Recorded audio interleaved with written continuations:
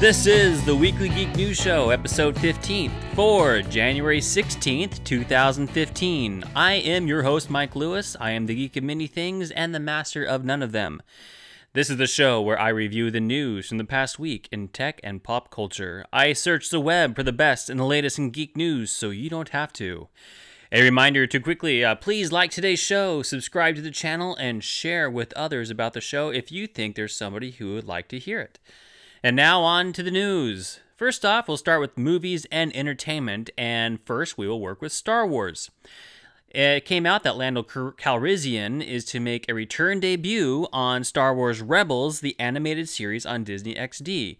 This will happen on January 19th.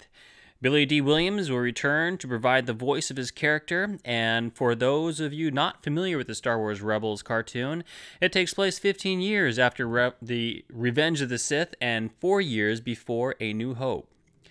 In an interview with USA Today this week, George Lucas said that before he sold Lucasfilm to Disney, he planned on directing Star Wars Episode 7 himself with a 2015 release. Instead, he decided to slow his schedule to spend time on his family and smaller projects. For Marvel updates, a new Avengers Age of Ultron trailer was released this week. It has a darker feeling to the earlier trailer, with Ultron and also the Avengers fighting each other. Also, the question remains, who is the lady in the cloak?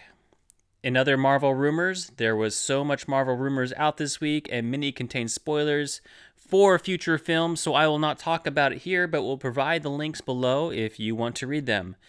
The one thing that I want to talk about this week that is going on is the ongoing custody battle of Spider-Man. One of the rumors said this week that Spider-Man will be available for future Avengers and solo films under the Marvel Disney tent. However, Sony came out this week and said that the rumor is not true and a deal has not been made. You know, I wish they would get this figured out, so it would be great to see Spider-Man involved with the current storylines controlled by Joss Whedon and others on the Disney Marvel team. It would be great to see them interact with the Avengers, since he plays a big part with the Avengers in many stories. It is also interesting how Spider-Man is being pulled back and forth between these two studios when that is what happened on the two sides of the Civil War storyline in the comic books. There is new information on Marvel's many Netflix series that are coming out. Last week, I announced that Daredevil will appear on Netflix on April 10th of this year. And also, there will be other series that will be coming in the next few years, each about a year apart. So after Daredevil, we will see Jessica Jones, Luke Cage, and Iron Fist. It's possible that these characters could tie into future Marvel Disney movies. Marvel's Agents of S.H.I.E.L.D. gets a new actor in Battlestar Galactica's Edward James Olmos, making his episode debut in March as a character that the studio says will have massive repercussions for Agent Coulson and his team. Most likely, he will be an enemy to the S.H.I.E.L.D. team. Now moving on to DC Comics. For the CW Network series Arrow and Flash, both series got renewed for new seasons. Arrow will move on to Season 4, and Flash will get a Season 2. There will also be spin-offs of the Arrow series. Ex-Superman Brandon Routh joined the Arrow for Season 3 as Ray Palmer, who is also known as the Atom in the comic books. He has not yet become the Atom on the show, but he may get a show of his own as the Atom. And this was announced by Arrow executive producer Greg Berlanti. The character will be played still by Brandon Routh. No word on the time or if this has even been written yet or when it will be coming out. Also, a new animated series on the CW will be based on a character Vixen that would still also be set in the Arrow Flash universe. Both heroes, Arrow and Flash, would be included in the animated series on the CW and that is developed by Arrow's producer Mark Guggenheim. Now, if you're not familiar with Vixen, she is from Africa, and her powers allow her to access the powers of animals, such as the strength of a bear, speed of a cheetah, etc. So it'd be fun to watch that, especially in animated form. Warner Brothers and CBS is currently working on a Supergirl TV series, which they announced this week would be a procedural crime series. So we would get a weekly crime with an overarching series storyline. Still, no actress has been cast in this film or in this series. Fox reportedly ordered a Minority Report pilot leading to a full series. This would be based off the movie of the same name from 2002. The series would take place 10 years after the film time period and would focus on one of the precogs adjusting to normal life. This would be written and produced by Max Bornstein, writer of last year's Godzilla movie, with Steven Spielberg directing, or actually helping out. No word on release date or cast yet.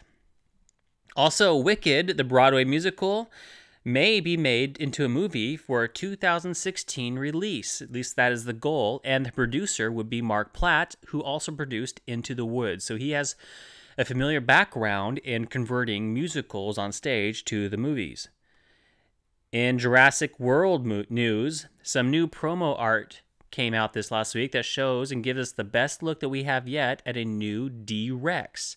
This is, if you remember, a genetic cross between a T-Rex and Velociraptor and would be the main villain or monster in the new movie. And shortly, on a short news, Michael Keaton will be joining the cast of the future film Kong Skull Island. The Oscar nominations from last year came out this week, and I'm going to run through these pretty quickly. I'm not going to do all of them, but the most prestigious ones. First off, Best Picture is American Sniper, Birdman, Boyhood, The Grand Budapest Hotel, The Imitation Game, Selma, The Theory of Everything, and Whiplash. And actor in a leading role, Steve Carell of Foxcatcher, Bradley Cooper, American Sniper, Benedict Cumberbatch, The Imitation Game, Michael Keaton, Birdman, Eddie Redmayne, The Theory of Everything, actress in a leading role, Marion Cotillard, 2 Days, One Night, Felicity Jones, The Theory of Everything, Julianne Moore, Still Alice, Rosamund Pike, Gone Girl, and Reese Witherspoon, Wild. And probably the most fun one, the animated feature film goes to, the nominations go to Big Hero 6, The Box Trolls, How to Train Your Dragon 2, Song of the Sea, and The Tale of the Princess Kaguya. Now, it's interesting to note that the Lego Movie is not on the list, even though it was very popular and well received by critics. However, for some reason, the song Everything is Awesome, which will get into your head and will not stop repeating, is up for Best Original Song for an Academy Award. In gaming news, the new 3DS was announced by Nintendo. Now, this has been available for a month or so now in Japan, but will be coming to the US on February 13th. In the red and black colors, and the price will be, as before, $199. Now, this new handheld system still has the same graphics and resolution of the screen, but will have improved 3D face tracking, a new shoulder buttons, a new analog stick, faster processor, and also will be backwards compatible with older games, but will also have dedicated games come to the system in the near future. In science and technology news, SpaceX attempted to land a rocket on a barge in the Atlantic Ocean. Their goal is, of course, to use a rocket over and over again, and they like to land it safely on a barge in the ocean. So they tried it this week.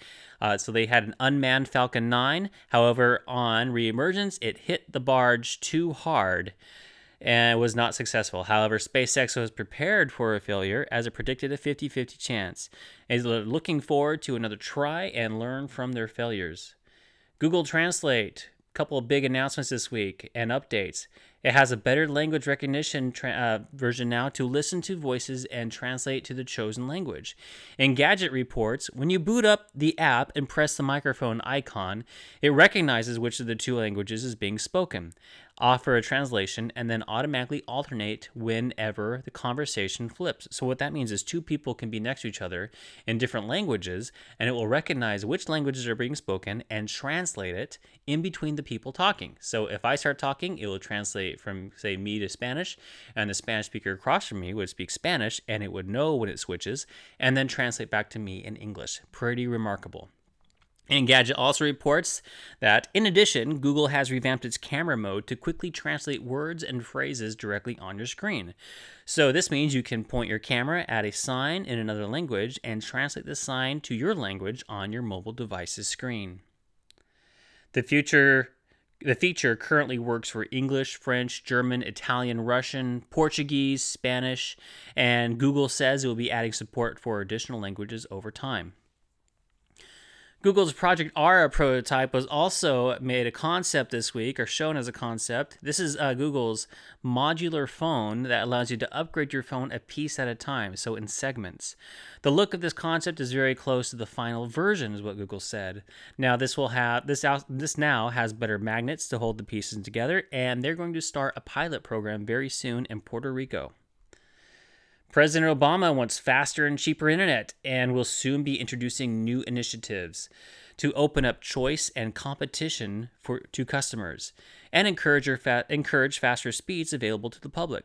Now, many people do not have a choice right now when it comes to high-speed internet providers, which is a problem with the net neutrality issue as well, and the president would like to change that.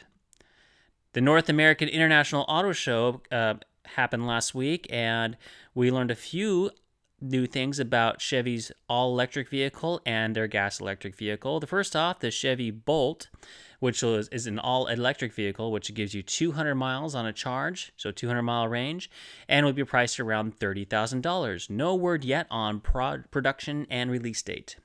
Now, the 2016 Chevy Volt got an upgrade. Now, this is the gas-electric vehicle, so it uses a combination of the two, and the update to this is the electric battery is lighter and larger, will travel 50 miles now on electric alone instead of before it was 30, and travel 1,000 miles on 1 tank of gas combined with the electric motor. The overall weight of the car is lighter and can now fit 3 in the back seat instead of being a 2+2. Now finally, before I end the show, after I end the show, I want to show a fun little 8-bit Star Wars The Force Awakens trailer that was created by animator Mari Helm. And so as soon as I do my outro here, I'll let it play and we can watch that. But thank you for watching and liking and commenting on today's show. You can find links for today's show in the video description below to find out more about what I talked about. If you get some value out of the show, please share it with others so they can also watch it. Also, give me some comments. Let me know what I can do to improve, or if you like it the way it is, let me know, or what you do like, let me know as well. If you would like to contribute your own audio to the show, if you hear any news that you would like me to share, write to me at weeklygeeknewsshow@gmail.com, or go ahead and comment in the video below. And a new show will be available on Friday. So let's go ahead and get this 8-bit Star Wars trailer started. Have a great weekend. There has been an awakening. Have you felt it?